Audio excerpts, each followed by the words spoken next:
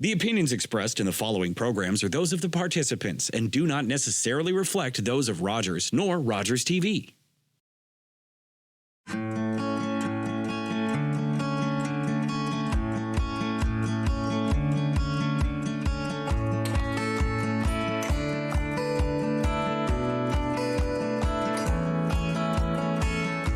With Jay Stanford. Now, we've been friends for a long time, over a couple of decades. We've worked on many projects together.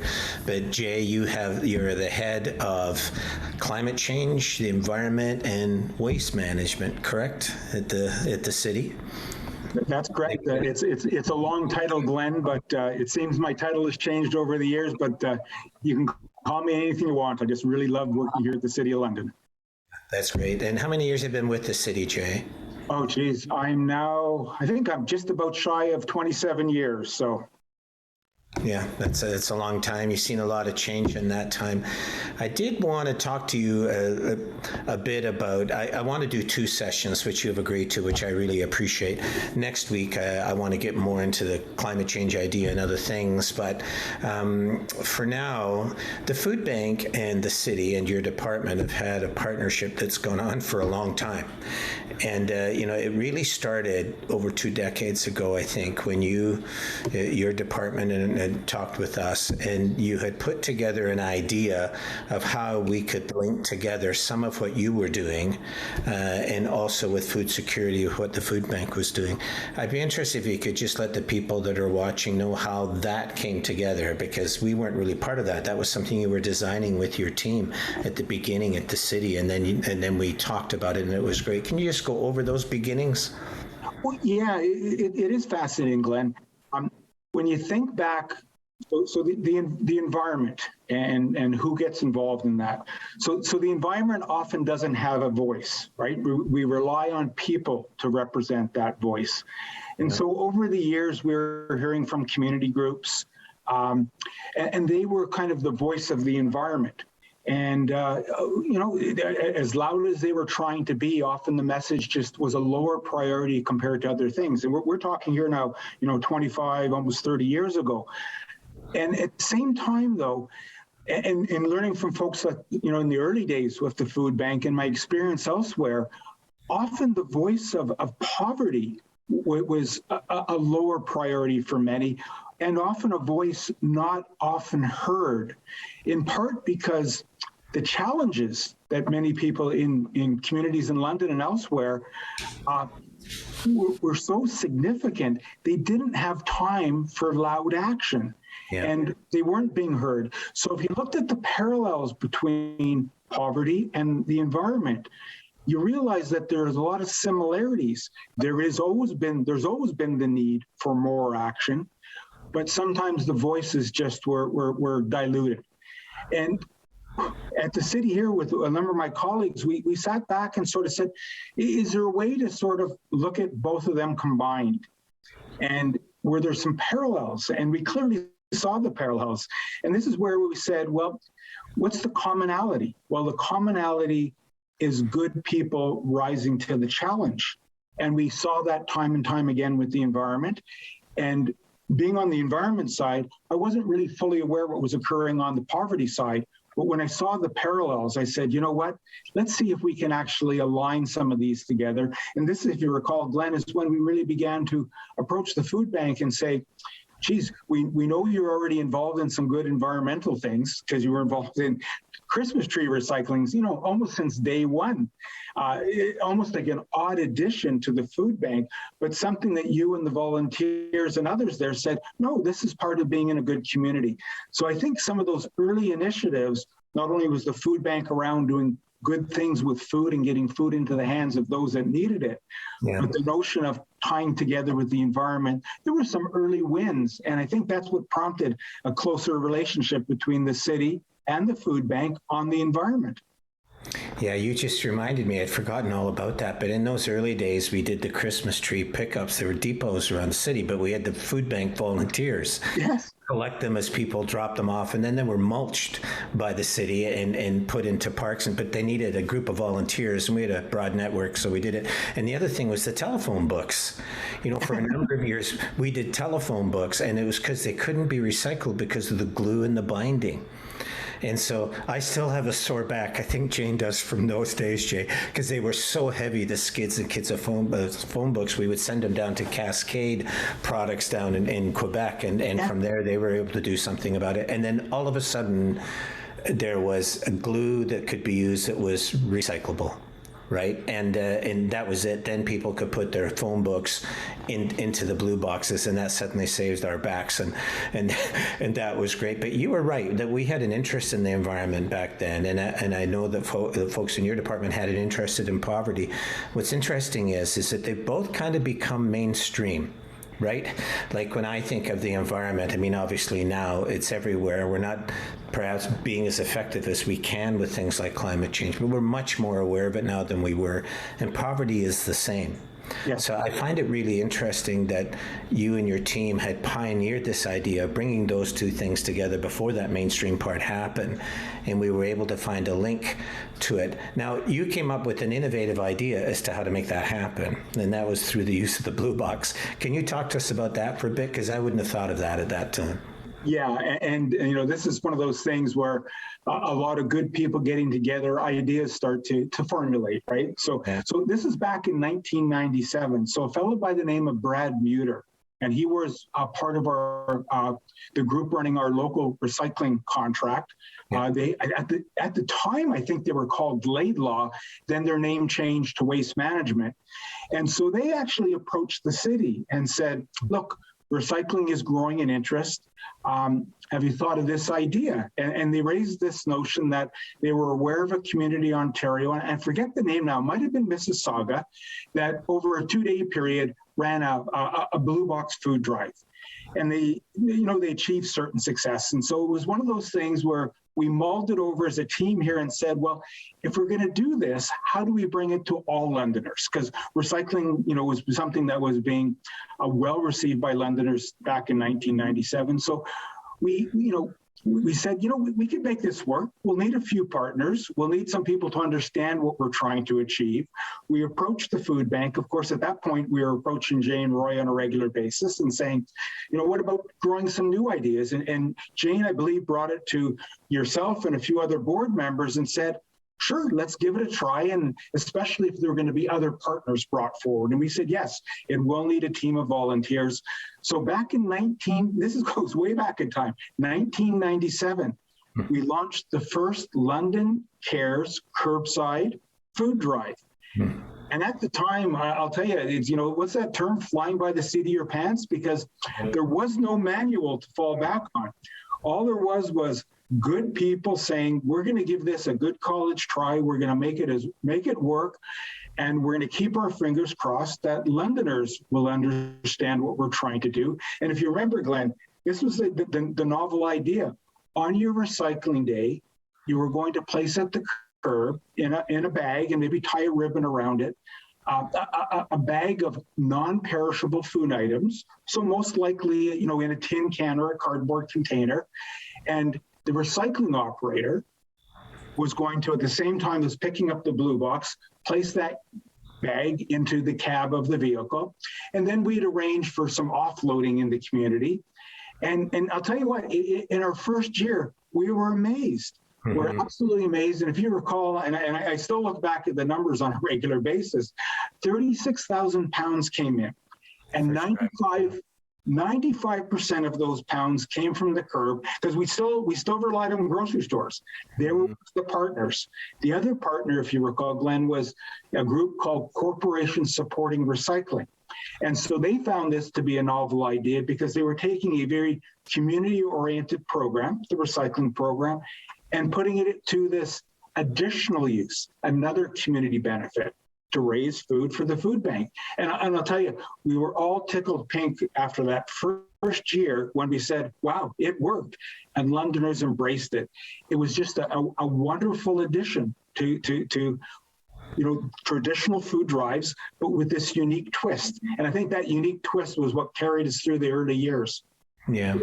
I think too, Jay, your team asked us when would be the right time to do that. Do you remember that? Yeah. And the timing was everything in this, because we lived back in those days, back in the 90s, on the basis of food drives. Right. So our final food drive before the summer was actually the spring food drive, the one that we had done with the free press where the bags go in the paper. That was usually March or April. And then we had to try to get by until September and October to our Thanksgiving food drive. So there was a real time in there where we went into the summer and didn't have much in the way of supplies.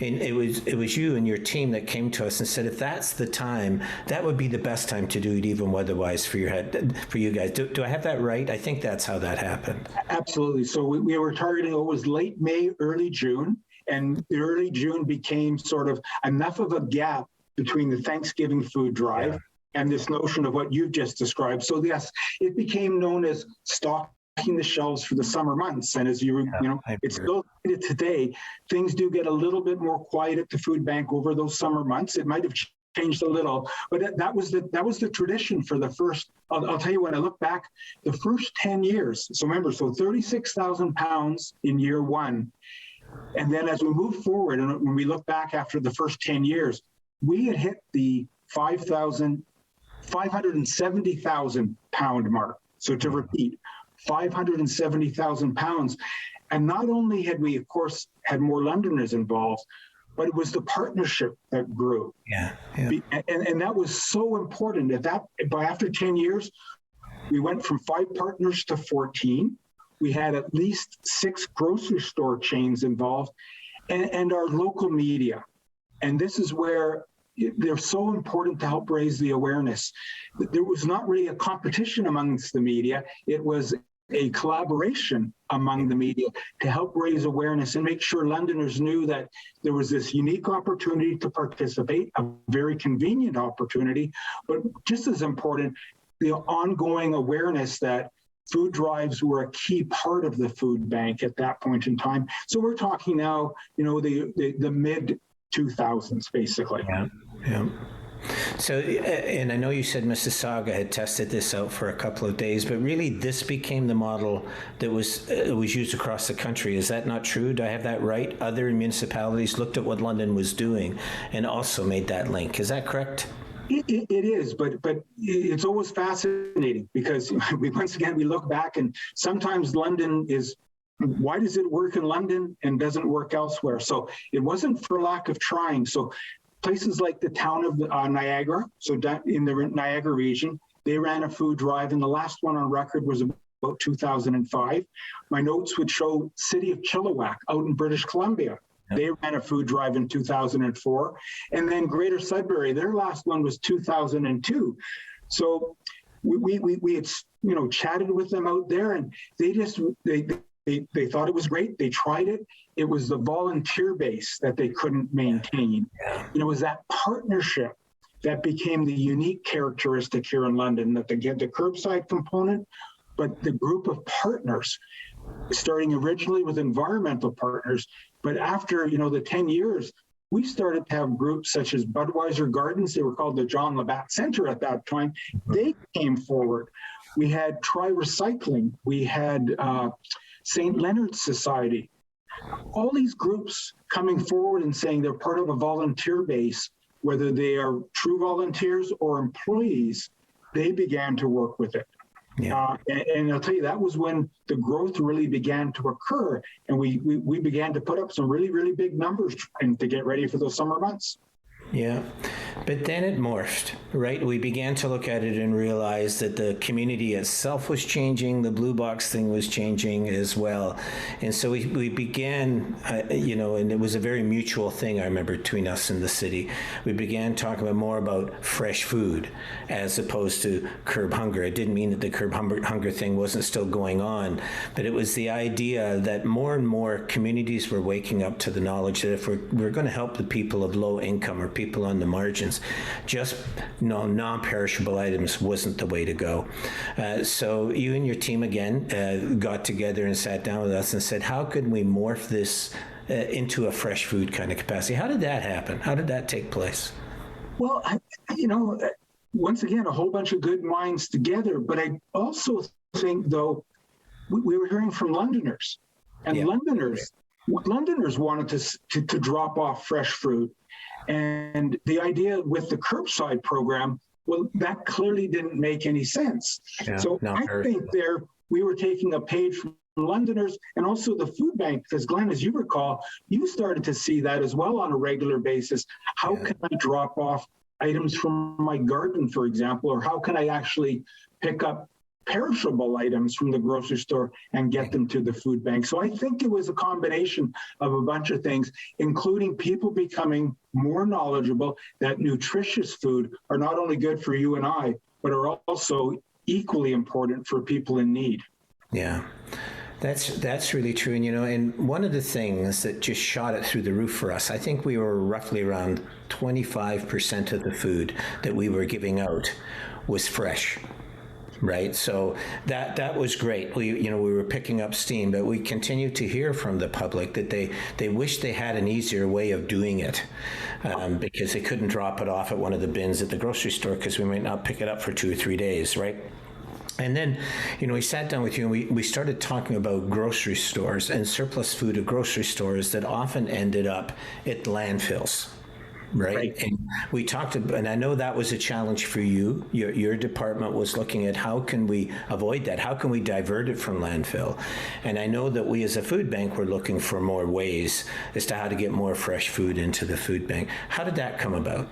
Well, I think this is where, once again, things were starting to align in this notion of we're the growing season. It's the summer food drive. Yeah. What can we take advantage of? And so different ideas came into play. We had the grower row. Could Londoners grow an extra row of fresh food in their home gardens and get it to the food bank? And the answer was tick, yes. The food bank, you folks there, anytime there's a new idea, with you and your volunteers, you always make it work. So that could be accommodated. So then, okay, so how do we continue to grow that idea? This fresh food at grocery stores that you just described. In fact, it was, the food bank working with the Canada Food Banks group saying, this is a problem Canada-wide. So here in London, we have this problem. Healthy or fresh produce going to the landfill site because we don't have a mechanism to recover it. Well, when you really think about it, we've got to now step back to the grocery store. And I think it was some of the early days with you folks in 2017, where a number of your grocery stores that were so happy to participate in food drives said, look, if we can help in a different way and not have to send this to landfill, it's going to be win-win for the grocery store, win-win for the food bank. Yeah. So here at the city, we said, geez, if we can help in any way to push this along, it'll be in our best interest because we don't want this in our landfill site. Let's face it here. These are items that break down and contribute to greenhouse gases. Yeah. They create methane in the landfill site. So this, of course, became a win-win for the city. And we sort of said to you folks at the food bank, how can we help you become more successful? And I think, though, with your network of the grocery stores that are involved now, just about all are involved in one way or another.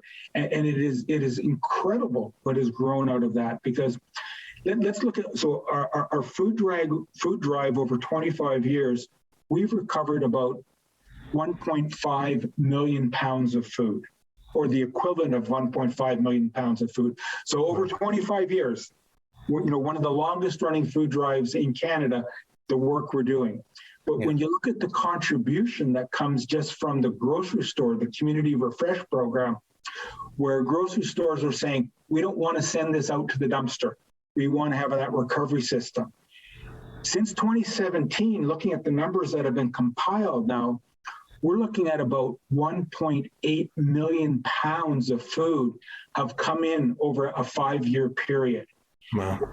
That's incredible. And that's due to the great work of your volunteers, your employees at the food bank, the work of the grocery stores and that whole network, because it is truly just in time. You've got to get it just in time at the grocery store. You've got to get it stocked on shelves, stored into fridges, and then distributed to the community. It's not like it's perishable, right? It's not a can that can sit on a shelf, as you pointed out. So that growth was tremendous. And in fact, the model in London right now is one that is beginning to be replicated elsewhere in Canada because it is working so well. And I know the success with your colleagues at the Canada Food Banks, they look at London as a model that is working really, really well. Yeah. And it accelerated so rapidly. It was like liftoff at Cape Kennedy. It was, we were at around 25% of our food, and then suddenly we were up at 50. Yeah. And now we're up at around 55. Now, I know we have the greenhouse at the food bank, and we'll talk about that another time, but really it was the food from the grocery stores that was diverted and came to the food bank that suddenly gave the food bank this huge amount of fresh food we were able to not just give out to ourselves, but the 30 other agencies that we also help, right? We had to get that out quickly to them. But I think it really, the public, the community in London really wanted more fresh food out there in making it happen. But this happened way faster than what I thought it would. And I think part of it is that we already had a relationship with the grocery stores, as you have already said. But also you at the city and your department, you helped put that together. And then we kind of shared on a position of somebody who would approach grocery stores and let them know of these opportunities. And that's what really did it. And then Business Cares got involved. So that's that group of over 500 businesses. They got involved and say, hey, look, we would like to provide you a vehicle that would help you do the picking up, so on and so forth. So now we're a food bank who over half of what we give out is fresh food. Yeah. Right? Perishable food. That's just since 2017. That would not have happened if we as a food bank had tried to take that on our own. I also think for you as a city, it would have been difficult to try to make that happen without a volunteer network. Oh. And for the business community, they wanted to help and they were looking for something to do. And we all had our strengths and we all brought them to the table and it just worked so quickly. It's a phenomenal thing. It really is. And, it's a, you got to say thanks to so many people. And I think any time you have a program that survives this long, there's going to be changes. And you always hope the changes are for the better. And for the most part, they have been. Well, we've had a few light years where other priorities, were more important for Londoners. So our numbers did go up and down. But, to be still doing this, heading into our 26th year. Yeah. I'm always just so pleased, and I'm always pleased with when you look at the quality of people involved, yourself, Jane, people who've been with the program since day one, a number at the city, and Boyd. But then you look at people who have come along halfway through, Jana Corby, Will Roberts. These are folks that are now going to be carrying more of the weight as we carry it forward. So you always have to have, we talk about fresh food. You also have to have fresh people, new ideas, people that are keen. And that's where the strength in a program lies. You can always do a program for a couple of years. But if you're going to be committed to do it, and we've always been at the city that this is such a commitment in the summer, getting ready for the summer, but when we brought in our other commitments, it all really fell into place. You get that warm, fuzzy feeling, and it is so true. And I'm so proud to talk about it in that light, because it is meeting a number of goals and objectives, not only the one from the environmental side, but to be making contributions in the community on the food poverty side with those that just are not as privileged as others. These are the important pieces in building a stronger community. And we need that now more than ever as we head into the future. We have to close the divide, not increase the divide. And one way to do that is make sure that people of all ages, of all capabilities, get involved in these types of programs, whether it's the environment or on the poverty side. It's the strength by merging and collaborating together that I think has been so powerful and will carry us forward. I do think, though, Jay, that, one of the things about the food bank is that we can hardly sneeze without people noticing, right? The food bank has 3,200 volunteers, for instance, on a regular basis. And, the media is interested. There are all these groups that we help with. The pandemic, it helped to raise the profile of all these different efforts of all these different groups. But what people underestimate is actually the power of a city department.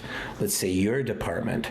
We would never have been able to set up that fresh food thing the way that it happened if it wasn't for you. If it wasn't for your department, that blue box piece would not have happened. Right? And now what we're morphing into now, we'll talk about that too next week in our next interview, but really the department helped to pull that together. I think of the Food Policy Council.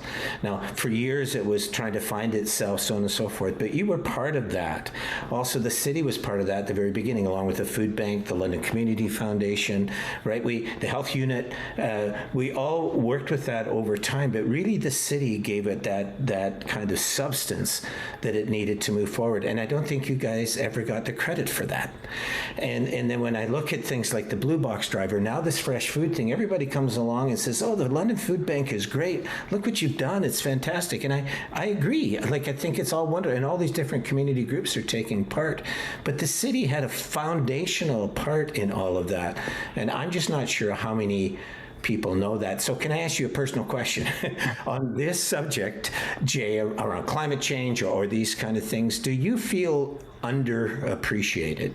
I don't think a lot of people know this kind of stuff, of the things that your department has put together. Do you feel underappreciated, or you just kind of brush it off and just keep moving ahead? Yeah, no, I'll say, Glenn, no, it's not about underappreciated or being appreciated. You join the public sector because you truly believe in helping people, and you're not here for glory. It's not looking for the pat on the back. Oh, it's nice when it occurs, but the pat on the back actually, sometimes it almost feels too individual. You don't join the public sector to be an individual. When you pull together these initiatives, you're looking at the greater good. If not, if you're only looking about wealth and dividends and all that kind of thing, yes, stay in the private sector. That is where you have those opportunities. Now, saying that, though, I'm not being critical of the private sector, because when you look at what they're capable of doing and have done in London, it is incredible. So this is where the idea being is that there's little room for selfish people, and I've always looked at London as a wealth of volunteerism, whether it's in healthcare, whether it's in poverty, whether it's in the environment. This is one big community that cares. So to be part of that, and keep in mind, at the city, we're paid. So we're not volunteers.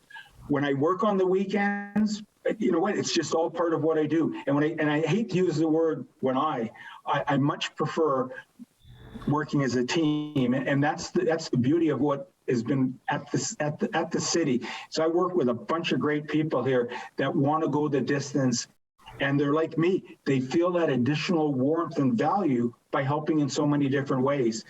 And I think we look forward to the food drive, no matter what it looks like. It's now called Curb Hunger. It's actually much easier to be involved in all these different capacities. And now bringing in the climate change component and the value of food and stuff we'll talk about more. And there's a financial value, but there's an environmental value and a lost environmental value. And that's stuff we'll talk about later, Glenn. But I'll tell you, I just look back and I'm just so privileged to be working here and helping and continuing to do not only my day job, but also my day job to help the community in different ways. You know, that's just exactly how I knew you would answer that question. Right? I just knew it. So I'm going to say that I think you're underappreciated. I don't think people have understood just how much the food bank, any part of the food bank's success on these issues would have been pretty hard for us if the city hadn't stepped in at times, resourced things at times, helped to promote things at times, even things like the Food Policy Council. I think it's really great, but I won't go there anymore because I know you're not going to say anything about that. But I do next time, Jay. I think I know from the Federation of Canadian Municipalities, the FCM and others, this climate change thing is kind of beginning to really find traction in communities across the country. And administrations and politicians at city halls across the country are having to try to get their head around that and what they are going to do for their component. And I would really like to talk about that next time as we come together for next week.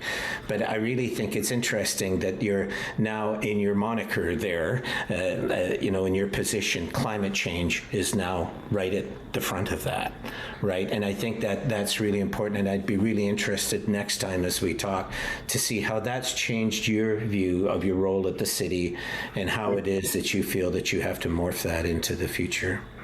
No, that conversation is one I always welcome because environment is so important. It's been important to me for decades and many others. And how we all pull it together and how we tie it in actually with poverty too, because once again, it's about voices. If voices aren't being heard, we must find a way to get those voices heard to make sure we're bringing everyone along. Yeah. And we also, you and I and the city and the food bank again have a press conference coming up in a couple of weeks. So we'll talk about that next week. It's the Curb Hunger Drive again, but there's some new twists and new partners and new awareness. So it will be good to talk about that. I think that's going to be an exciting press conference, which we have at this time every year. But I've loved how this initiative has morphed so much in that time and has now brought in community in a larger way, but also fresh food in the climate.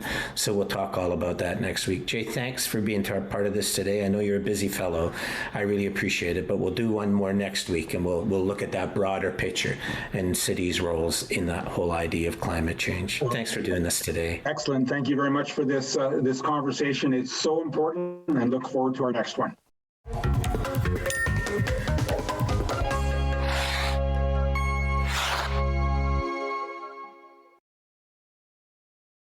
Due to the length of the preceding program, we now join the regularly scheduled program already in progress.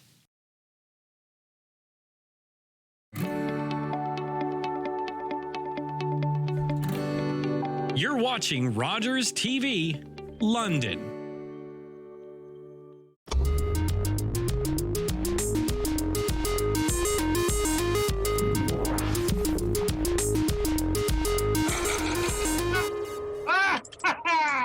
You know what time it is. It's time for the Itv Quiz Show, the hottest show on television. This is episode 101. If you missed the first 100 episodes, don't worry about it, all right? All right, sit back and relax. Here we go with round one. Round one, the category is called sport. So what's interesting about this category is each answer, as we progress through the category, starts with the next letter in the word sports. So the first answer starts with S, and the second answer starts with P, and the third answer starts with... And if you don't understand it by this point, maybe you should watch Deal or No Deal. That's probably... Pick a number. That's maybe your speed. All right? All right. I know the rest of you will get it. Here we go. Question number one. In rugby, what is it called when opposing forwards huddle and struggle for possession of the ball? And that starts with letter S. So the answer is that. Speaking of rugby, folks, I almost scored 5 points in a rugby game yesterday. It was a nice try. You find something funny to say about rugby that's not going to get you beat up, all right? What do you want from me? Question number two. Which monogamous soccer player is the all-time leading goal scorer for Brazil? Who was that? Are you sure this is true monogamous? I'm sure. I think he's had more than one woman in his life. I'm just saying. Oh, mononymous in this case means like one name, like Cher, Madonna, the Pope. Is it the Pope? Pope. Question number three, what Canadian hockey team won 11 Stanley Cups between 1903 and 1927? The team moved in 1934, but the new franchise with the same name returned to the city in 1992. This question's got more dates than Paris Hilton on a long weekend. You know what I'm saying? A lot of dates. Question number 4, all right, this answer starts with the letter R. What is the name of the stadium where the French Open is held? It doubles as an alternative name for the tennis tournament. Okay, starts with the letter R. It's a tough one. It's a stadium, and sometimes the French Open is referred to this name. You ain't never getting this. Huh? Ladies, if you're watching this with your boyfriend and he's going, I know this, he's lying. Lying. Right, question number 5 starts with the letter T. In golf, what is the term for a putter used anywhere not on the green? Not on the. I did not know this. Speaking of putters, folks, I bought a brand new tailor-made putter last week. Cost me $450, but it was worth it. When I use that new putter, okay, it goes 40 yards further than the old putter when I throw it.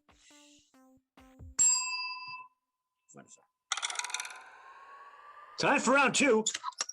The category is downriver. These are all trivia questions about rivers. Let's see how we do here. Question number 6. The Nile River passes through 9 countries and has 3 capital cities located on the river itself.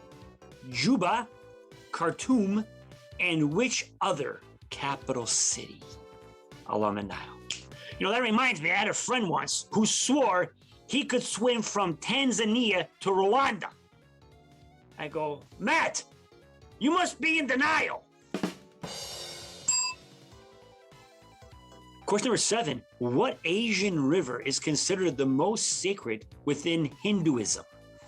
Folks, I like this question because I like to study religion and religious history, and most people will know that throughout the centuries, the Jews and the Christians have a long history of struggles and wars and stuff. But I found out something really interesting, that for centuries, Hindus had no beef. Question number 8. What river links the most European countries? 10 of them. It is the subject of this famous piece of music. Roll it! All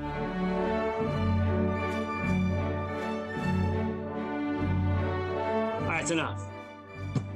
Hate classical. Why doesn't classical music have any words? I don't, like, because it was invented a long time. It was invented before words. That's your explanation, Chuck? Huh? They could have had it, you know, they could have had like the Bach Street Boys. That would have worked. Question number 9. The Amazon River travels from west to east, draining into the Atlantic via Brazil. Where does it originate? A, Colombia, B, Argentina, C, Peru, or D, Venezuela? My Vogue snap. Doing the Vogue snap. Question number 10. What is the name of the river featured in this famous painting of George Washington? Put it up there.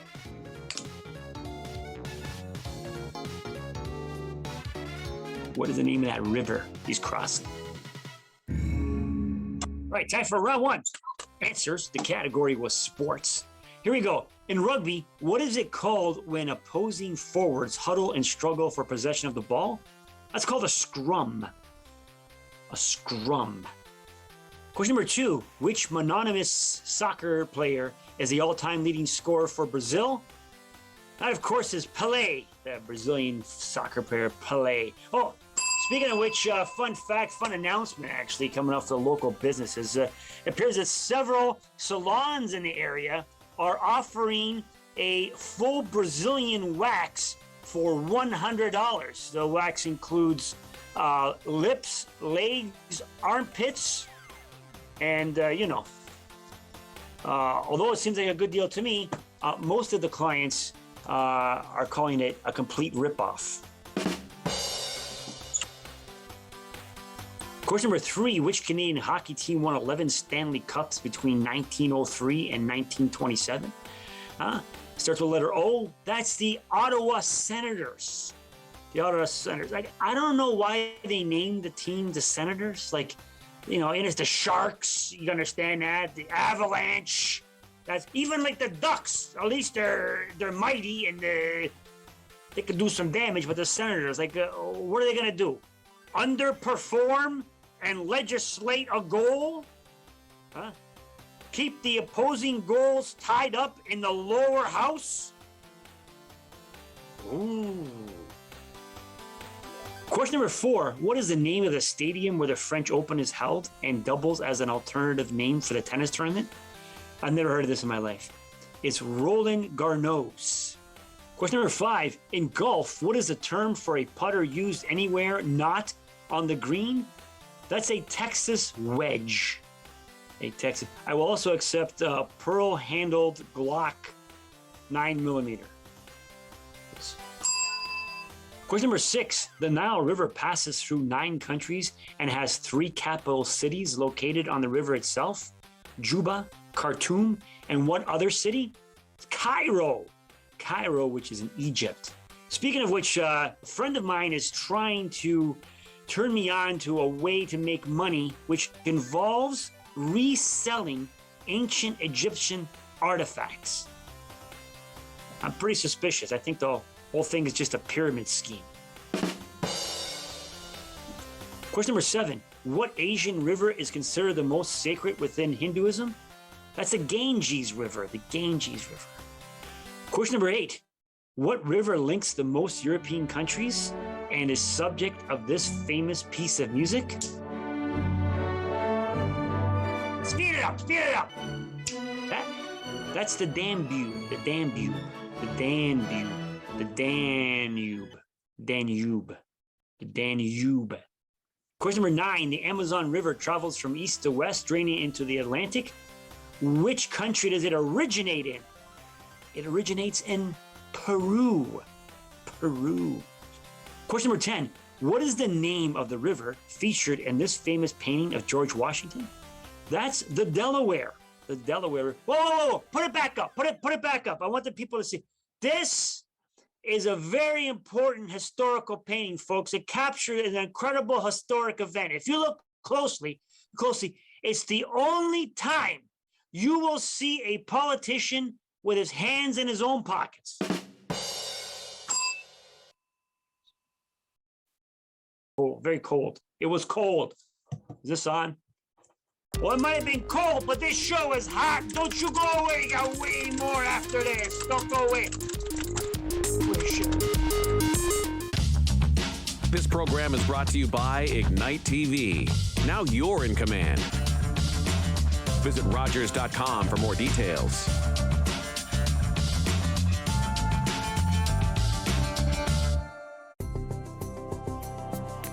It's about sharing and caring. It's about doing and belonging. It's about living life to its fullest. And it's about laughing out loud. We are L'Arche Canada, and we're about witnessing and sharing the gifts of all people. Learn more about us today. And we are back. Welcome back to round 3 of the RTV Quiz Show. All right, the category this time is Cut Me Some Slacks. Cut me some slack. So if anybody's watching this show that's under the age of 72, slacks is another word for pants.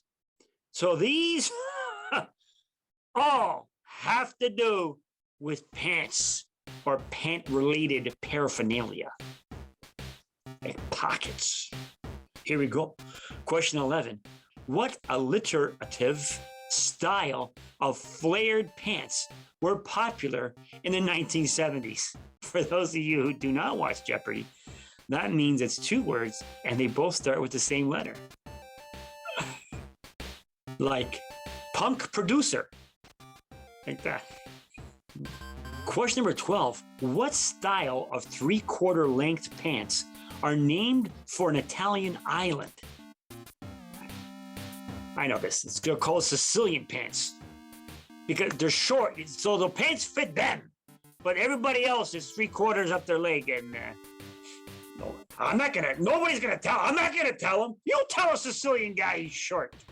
Go ahead. The only thing that won't be short Question 13. What style of early 20th century baggy-kneed breeches is an NBA team named after? It's a tricky one. It's an NBA team that's named after this style of baggy pants. I like this question. Question 14. What popular type of pants originated as work clothes in Genoa, Italy? It's easy. That's salami pants. It's everywhere. Look it up. It's true. They invented salami pants. That would be cool if they did, though. Dogs would like you. Question 15. What leather short pants were traditionally worn in alpine regions of Europe, such as Bavaria? What's the name of those pants called?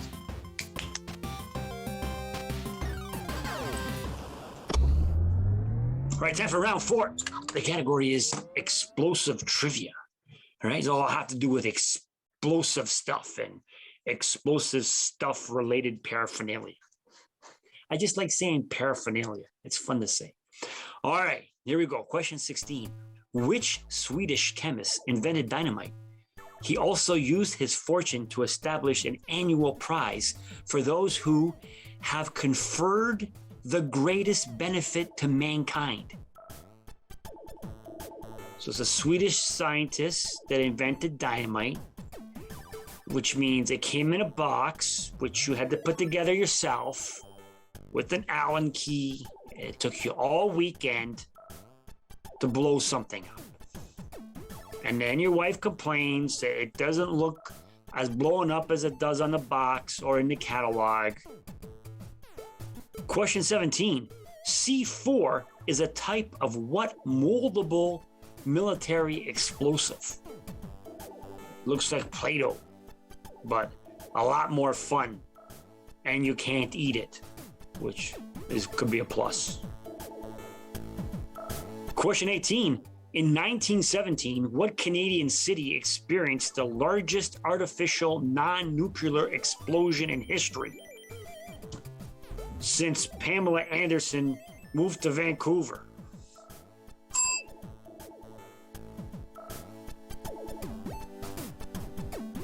Question 17. The earliest known chemical explosive was created in China during the 9th century. It was made of sulfur, carbon, and potassium nitrate. What substance is it? Oh, I know. That's General Tao's chicken. I love that. Oh my, it's my. Whenever I eat that, I surrender to General Tao, whoever he is, man. That's. Oof. Then the explosion comes, but while you're eating it, he's your best friend. Question 20. What U.S. volcano experienced a massive volcanic explosion on March 27th of 1980? 57 people were killed and $1 billion in damage was created. I'll give you a hint. It happened when Barbra Streisand blew her nose.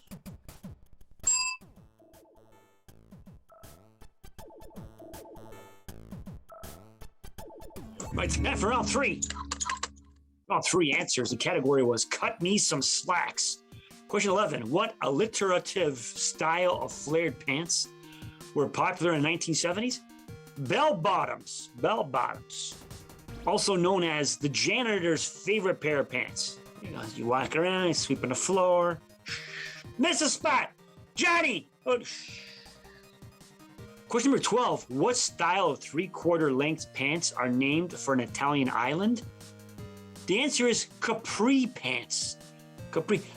Fun fact here, folks.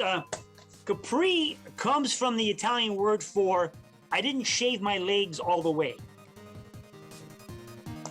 Question 13. What style of early 20th century baggy-kneed breeches is an NBA team named after?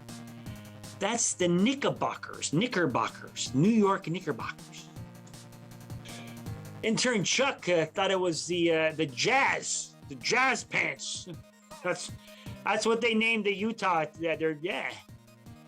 And your second guess was the Raptors, the Raptor pants, MC Hammer pants.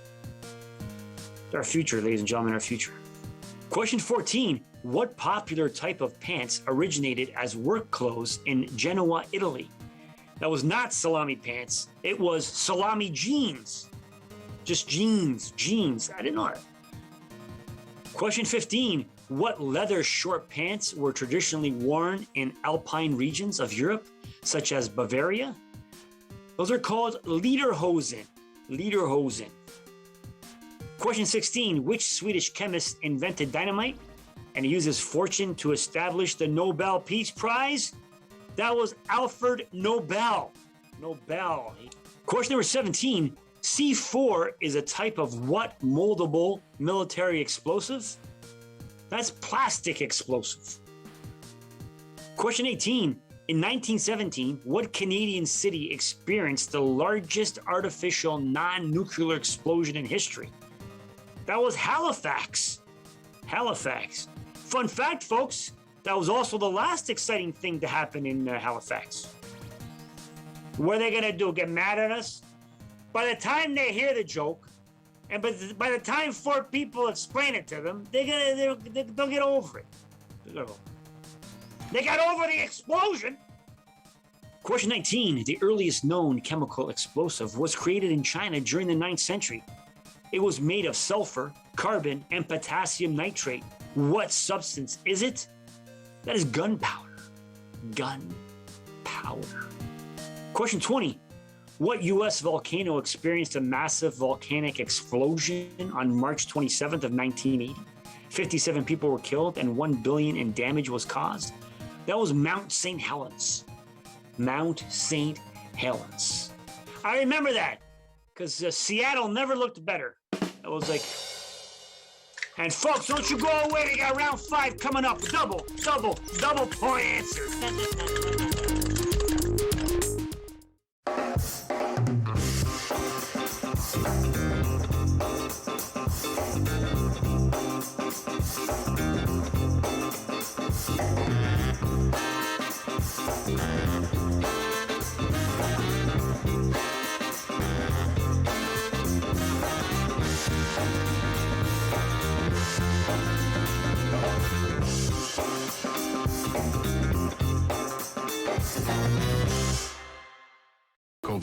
COVID-19. The pandemic impacts our everyday lives, and the ripple effects of COVID-19 seem to change on a daily basis. Rogers TV keeps you informed about how the pandemic hits close to home with live coverage of the Middlesex London Health Unit and the City of London media briefings.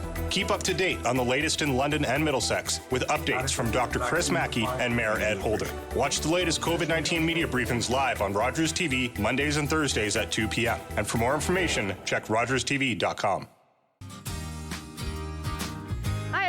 My name's Ranger M, and I work at Catfish Creek Conservation Authority. I'm the community outreach technician, and that means I do a lot of this, chatting about all things nature and conservation with kids, adults, teachers, everyone. I love to knowledge share, and that's just what I'm going to do with you. So come on, let's go learn with Ranger M.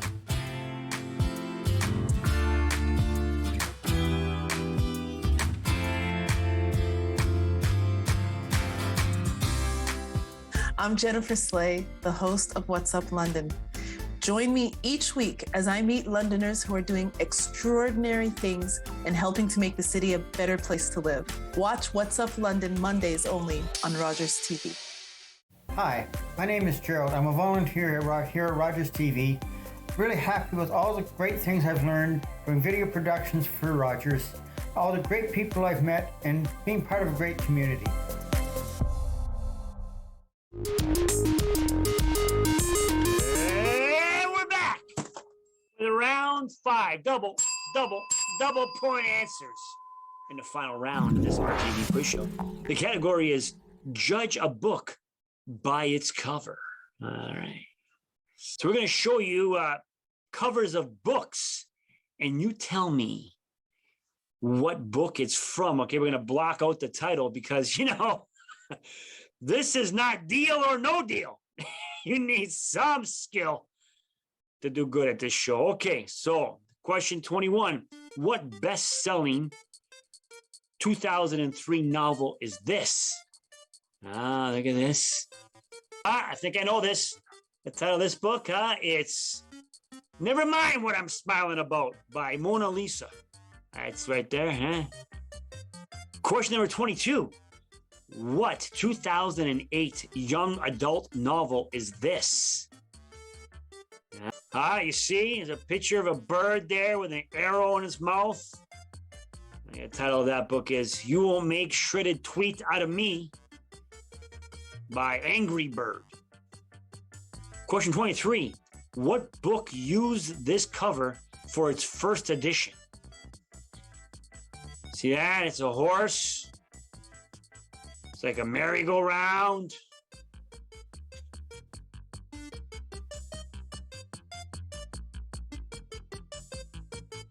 Question 24.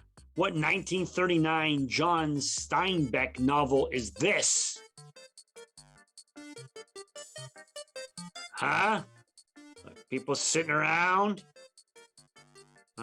Waiting for someone to invent cable so they don't have to read? What book is that? Question 25. What 1954 novel is this? Is it A, Heart of Darkness, B, Lord of the Flies, C, The Jungle Book, or D, To Kill a Mockingbird?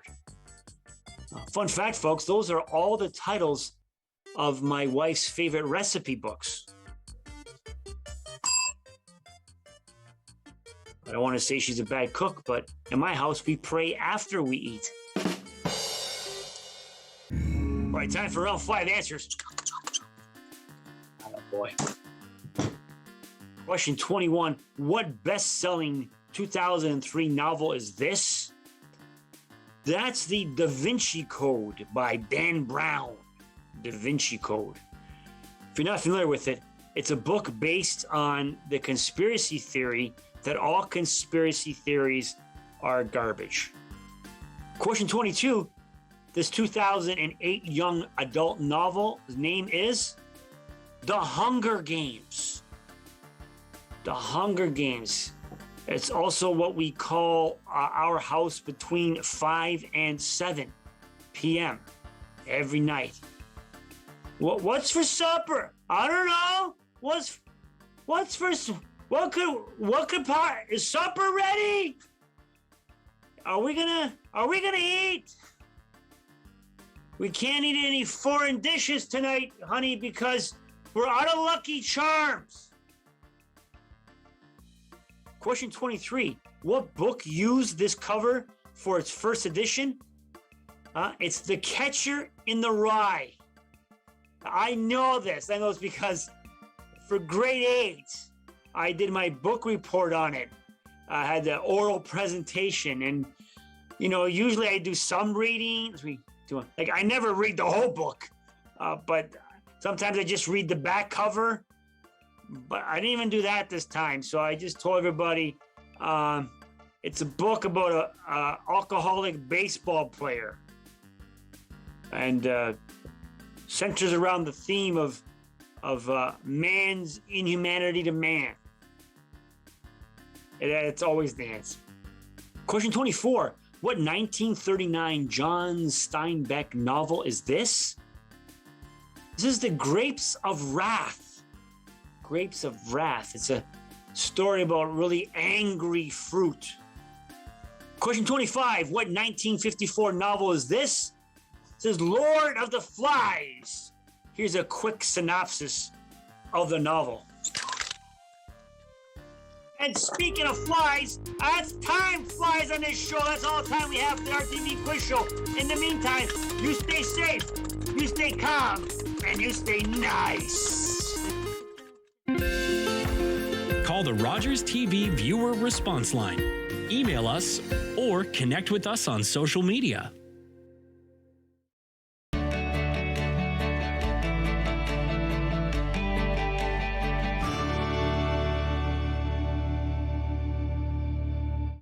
Favorite part of volunteering at Rogers has been picking up new tech skills like running cameras or graphics and getting to volunteer with and meet people in a super fun sports-based environment.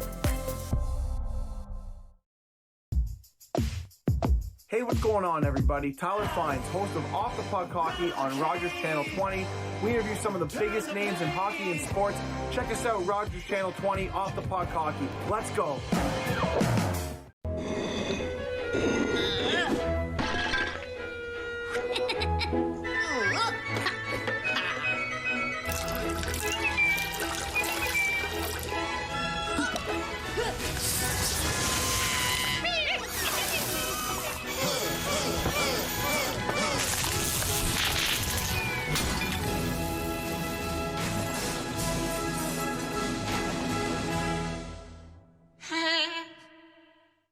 Calling all journalism students. Omni Television is once again awarding scholarships to qualified